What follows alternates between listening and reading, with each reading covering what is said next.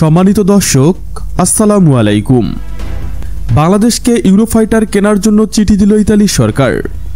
গত মে মাসে বাংলাদেশ বিমান বাহিনীর প্রধান air chief marshal Hasan Mahmud ইতালিতে অনুষ্ঠিত অ্যারোম্পেক্স পাওয়ার কনফারেন্স 2025-এ অংশগ্রহণ করেন। সফরের অংশ হিসেবে তিনি ইতালির অস্ত্র নির্মাতা লিওনার্দোর নিয়ন্ত্রণে ইউরোফাইটার টাইফুন যুদ্ধবিমান পরিদর্শন করেন। এ সময় বাংলাদেশ বিমান বাহিনীর বৈমানিকগণ টাইফুন যুদ্ধবিমান সফলভাবে উড্ডয়ন করে। কিন্তু আপনি জানেন কি, 2020 সালের জানুয়ারি মাসে ইতালিয়ান গভর্নমেন্ট থেকে তৎকালীন প্রধানমন্ত্রী ও প্রতিরক্ষা মন্ত্রী শেখ হাসিনা বরাবর একটি চিঠি পাঠানো হয়, যেখানে ইউরোপের 4 দেশের জয়েন্ট ভেঞ্চারে নির্মিত মাল্টিরোল যুদ্ধবিমান ইউরোফাইটার টাইফুন ক্রয়ের জন্য একটি অফিসিয়াল লেটার পাঠানো হয়। ইউরোপের 4টি দেশ যুক্তরাজ্য, জার্মানি, স্পেন ও ইতালি যৌথভাবে নির্মিত এই ফাইটার বিমান বাহিনীর এমআরসি টেন্ডারের অধীনে অফার করা হয়। যদিও পরবর্তীতে ফ্রান্স তাদের মাল্টিরোল যুদ্ধবিমান ভ্যাজল রাফাল অফার করেন। ইউরোফাইটার টাইফুন এভলিউশন শুরু করেন তৎকালীন বিমান বাহিনীর প্রধান এয়ার চিফ মার্শাল আবুল রায়। ছবিতে কোনো এক এয়ার শোতে বাংলাদেশ বিমান বাহিনীর পাইলট ইউরোফাইটার টাইফুনের ককপিটের ভিতর।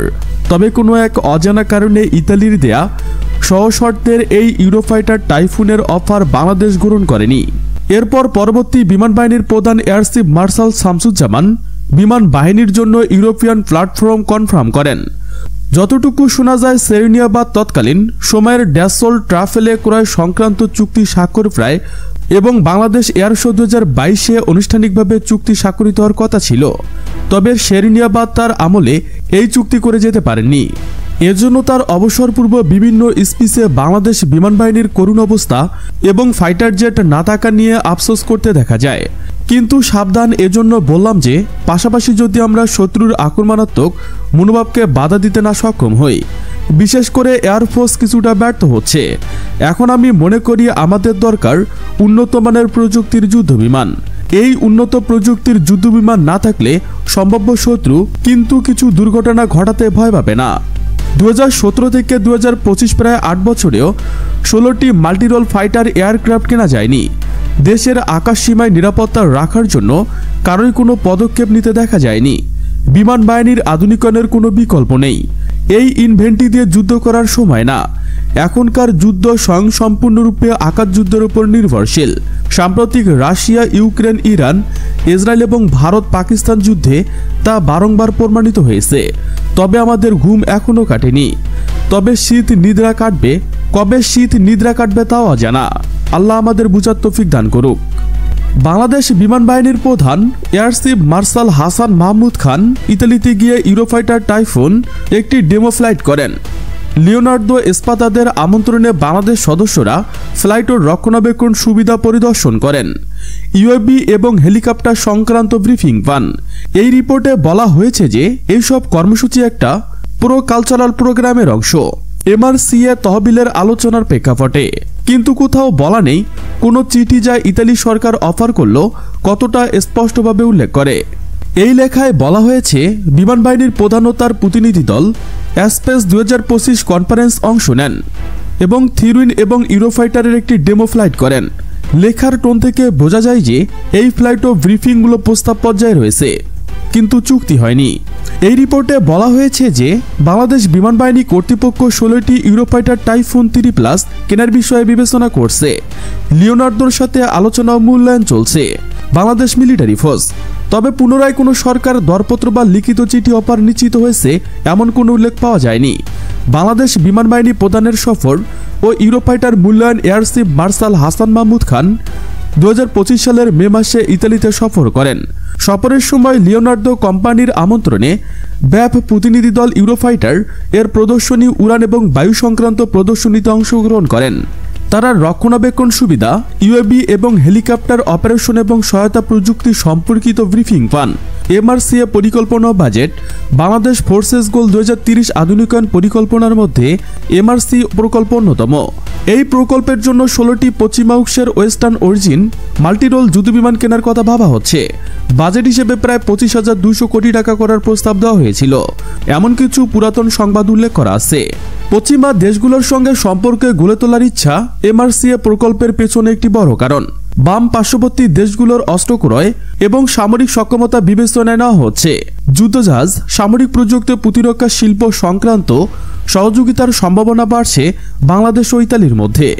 যতদূর খুঁজে পাওয়া গেছে, ইতালি সরকারের পক্ষ থেকে কোনো অফিসিয়াল চিঠি পাওয়া গেছে এমন কোনো খবর পাইনি। কোনো সংবাদে স্পষ্ট বলা হয়নি ইতালি সরকার লিখিতভাবে বাংলাদেশকে ইউরোফাইটার বিক্রির প্রস্তাব করেছে। যদিও প্রস্তাবনা, মডেলের প্রদর্শন, বিমান দৃষ্টান্তমূলক ফ্লাইট, বাজেট বরাদ্দ ইত্যাদি বিষয় আছে, তবে চুক্তি বা চিঠিপত্রের খণ্ডাংশ পাওয়া যায়নি। বাংলাদেশ ও ইতালির মধ্যে ইউরোফাইটার টাইপুন কেনাবেচার আলোচনা অনেকটা সক্রিয়, তবে এখনোই বলা যাচ্ছে না যে ইতালি সরকার অফিসিয়াল চিঠি দিয়ে বাংলাদেশকে একটি অফার করেছে। সবকিছু পরীক্ষা নিরীক্ষা ও আলোচনা পর্যায়ে রয়েছে। সম্প্রতি হয়তো চুক্তির প্রাথমিক সারমর্ম হবে, তবে অফার চিঠি নিশ্চিত হওয়ার আগে আরও অফিসিয়াল ঘোষণা দরকার। অন্তর্বর্তী সরকারের প্রধান উপদেষ্টা মোহাম্মদ ইউনুস গত মার্চে চীনের প্রেসিডেন্ট শি জিনপিংয়ের সঙ্গে বৈঠকে এ বিষয়ে কথা তুলেছিলেন। বেইজিংয়ের প্রধান উপদেষ্টার সফর সঙ্গীদের মধ্যে দুইজন জ্যেষ্ঠ সদস্য জঙ্গি বিমান কেনার আগ্রহের বিষয়ে প্রথম আলোকে নিশ্চিত করেন।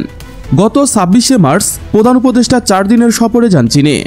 বাংলাদেশের সশস্ত্র বাহিনীকে আগামী দিনের চ্যালেঞ্জ মোকাবেলায় সক্ষম করে গড়ে তুলতে 3 বাহিনীর আধুনিকায়ন চলছে। এরই অংশ হিসেবে বিমান বাহিনীর জন্য সরকার চীনের তৈরি যে-10 বিমান কিনতে চায়। সরকারের নীতি নির্ধারণী পর্যায়ের 2 জন প্রতিনিধির নাম প্রকাশ না করার শর্তে প্রথম আলোকে নিশ্চিত করেছেন বেইজিং বৈঠকে প্রধান উপদেষ্টা বাংলাদেশ বিমান বাহিনীর আধুনিকায়নের সরকারের পরিকল্পনার কথা তোলেন। তিনি চীনের কাছ থেকে 12টি যে-10 জঙ্গি বিমান কেনার বিষয়ে আগ্রহের কথা নিশ্চিত করেন। চীনের প্রেসিডেন্ট এই আগ্রহের প্রতি তার দেশের ইতিবাচক মনোভাব দেখান। জানতে চাইলে পররাষ্ট্র উপদেষ্টা মোহাম্মদ তৌহিদ হোসেন প্রথম আলোকে বলেন, প্রধান উপদেষ্টার সঙ্গে চীনের প্রেসিডেন্টের বৈঠকে জঙ্গি বিমান কেনা নিয়ে আলোচনা হয়েছে। কূটনৈতিক সূত্রে জানা গেছে, প্রধান উপদেষ্টার সফরে আগে থেকে বাংলাদেশ ও চীনের মধ্যে কর্মকর্তা পর্যায়ে যে-10 কেনার প্রাথমিক আলোচনা শুরু হয়েছে। বেইজিং বৈঠকে বিষয়টি আলোচনার ফলে কেনাকাটা বাস্তবায়নের পথ সুগম হয়েছে।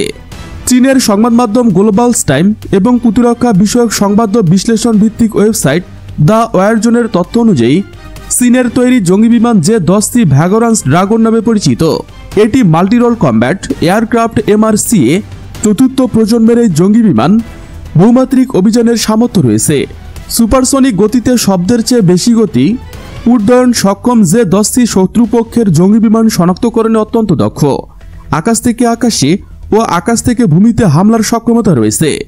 এটি 200 কিলোমিটার দূরের লক্ষ্যবস্তুতে আঘাত হানতে পারে। এটি অন্যান্য জঙ্গি বিমান এবং ড্রোনের সঙ্গে সংযুক্ত হয়ে অভিযানে যুক্ত হতে পারে। জঙ্গি বিমানটি প্রযুক্তি, গতি এবং শত্রুর নজর এড়িয়ে আক্রমণ পরিচালনা ও নজরদারিতে সক্ষম। চতুর্থ প্রজন্মের আগের জঙ্গি বিমানগুলো আলাদা ভূমিকা ছিল, যেমন নজরদারি, আকাশ থেকে বোমা ফেলা। অন্য জঙ্গি বিমানের সঙ্গে লড়াইয়ের মতো অভিযান পরিচালনা হয় আলাদাভাবে। অন্যদিকে মাল্টিরোল কম্ব্যাট এয়ারক্রাফট আকাশ থেকে শত্রুর স্থলঘাঁটি, ট্যাঙ্ক, আর্টিলারি অবকাঠামোতে হামলা চালাতে সক্ষম। নজরদারি ও গোয়েন্দা তথ্য সংগ্রহ করে। আকাশ থেকে সমুদ্রের যুদ্ধজাহাজ আক্রমণ পরিচালনা করে। শত্রুর রাডার ও যোগাযোগ ব্যবস্থা হামলা চালিয়ে তা বিকল করে দিতে পারে।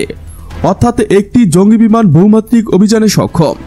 গত মে মাসে কাশ্মীরে সন্ত্রাসী হামলার পর চীনের তৈরি যে-10 প্রযুক্তিগত এবং সামরিক সামর্থ্য প্রমাণিত হয়েছে বলে দাবি পাকিস্তানের। তখন প্রথমবারের মতো কোনো সম্মুখ লড়াইয়ে যুক্ত হয়েছিল চেংদু যে-10 বা যে-10C। পাকিস্তান চেংদু যে-10 এর মাধ্যমে ফ্রান্সে তৈরি জঙ্গি বিমান দাসল, রাফালে ভূপাতিত করার দাবি করেছেন। প্রতিরক্ষা সক্ষমতার ভূ রাজনীতি। গত বছরের 5 আগস্ট গণ অভ্যুত্থানের মুখে আওয়ামী লীগ সরকারের পতন হয়। এরপর থেকে বাংলাদেশের সঙ্গে যুক্তরাষ্ট্র ও চীনের সম্পর্কের ঘনিষ্ঠতা দৃশ্যমান। চীনের কাছ থেকে যে-10 কেনা প্রসঙ্গে জানতে চাইলে গবেষণা সংস্থা Bangladesh institute of piece and security studies BIPSS president major general অবসরপ্রাপ্ত আনম মনিরুজ্জামান প্রথম আলোকে বলেন, মে মাসে ভারত পাকিস্তান সংক্ষিপ্ত সংঘাতে যে-10 সাফল্য একটি প্রযুক্তিগত সক্ষমতার প্রমাণ করেছে। এই কেনাকাটা বাংলাদেশের প্রতিরক্ষা সক্ষমতা অনেক বাড়াবে। বিপরীত দিকে আন্তর্জাতিক সম্পর্কের ক্ষেত্রে চ্যালেঞ্জও তৈরি করতে পারে। এই নিরাপত্তা বিশ্লেষকের মতে চীনের সঙ্গে যুক্তরাষ্ট্র এবং পশ্চিমাদের বেশ কয়েকটি দেশের ভূ রাজনৈতিক সমীকরণ বুঝে এই কেনাকাটার সক্ষমতা সতর্কতার সঙ্গে এগোনো সম্ভব। বিশেষ করে প্রেসিডেন্ট ট্রাম্পের শুল্ক যুদ্ধ তো প্রমাণ করে দিয়েছে বিষয়টি শুধু বাণিজ্যিক সীমিত থাকেনি। তাই চীনের যে 10টি কেনার ফলে পশ্চিমা বিশ্বের সঙ্গে বাংলাদেশের সম্পর্ককে হুমকিতে ফেলবে কিনা সেটা বিবেচনায় রাখা সমীচীন। সুপ্রিয় বন্ধুগণ, ভিডিওটি ভালো লাগলে একটি লাইক দিয়ে চ্যানেলটি সাবস্ক্রাইব করে আমাদের পাশেই থাকুন। Thanks for watching my video. আল্লাহ হাফেজ।